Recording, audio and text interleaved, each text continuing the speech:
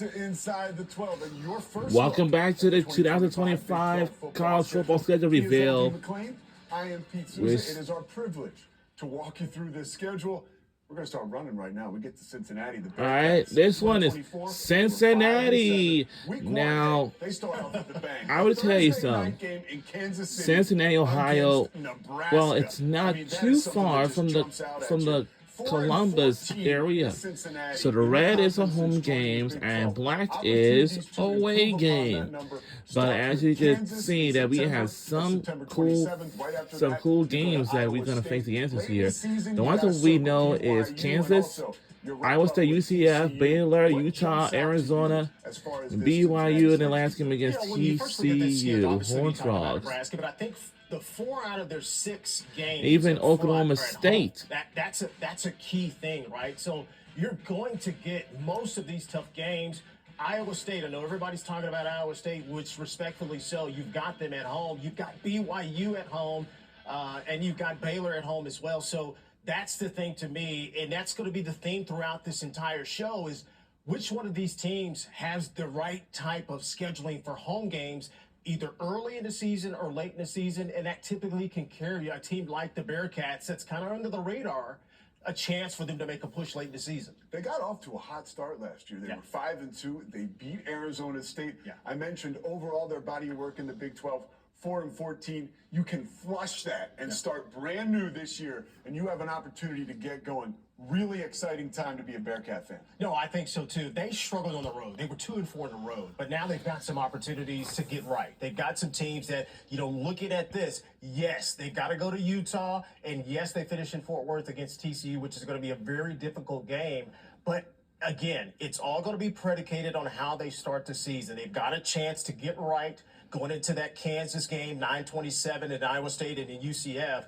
They've got a really good chance to build that momentum, and that's the key for all of these teams, momentum going late in the year. You find a way to beat Nebraska, you could be going into Kansas September 27th, 3-0. And like we talked with Scott, right, it's confidence, right? If you can beat a team like that, that is confidence, and that can carry you throughout the rest of the year for sure. Hey, speaking of confidence, Coach Prime, baby. Hey, let's go. Playoffs, 2024. They were And this 9-4, one we look at is 7-2 Colorado in conference, Buffaloes. and electric Now, start to the season last year, and they kept so them whatever going color that all is, year probably the long. gold is Coach for home Prime's games, in and the then first gray season, is he ends up playing away without his two games. sons as a head coach in So the college teams that football. this team will Longest face stretch of games in the to upcoming start season the will be Georgia Tech, They have 7 games Delaware, before they get a bye. They begin with You Georgia Tech.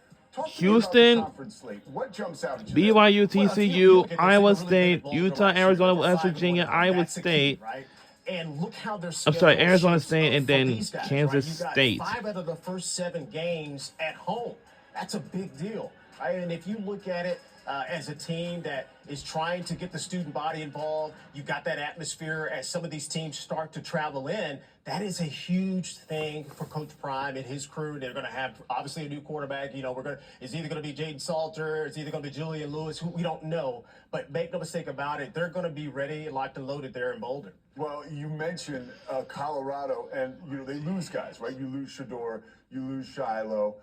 But it's back like when Dion was a player at FSU, right? You don't really recruit, you reload. You just reload. And that's what that's it all looks it is. like when you look at their roster and the players that have come over, whether it's recruiting or the portal. Looks like it could be a really good season for Colorado. Don't expect too much of a letdown there. No, I think the way they ended the season and lost against BYU in the playoffs, I think that left a bitter taste.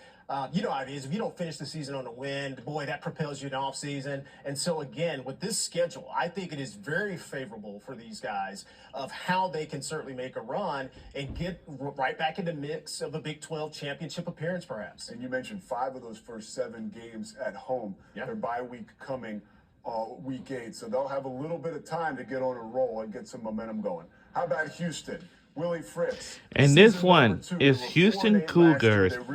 Now, let me tell you a fact. This team used to be in the AAC until then it transitioned to the Big 12 conference. So the red is for home games and gray is away games. So where do they have an opportunity to make an impact early? Well, if you look at it, there is obviously an even amount of grade out here on the road. They were not good on the road, 1-5 last year. So Willie Fritz has got to go back to the cupboard. An offense that only scored 14 points a game. hear me out when I say this. They have to win Texas.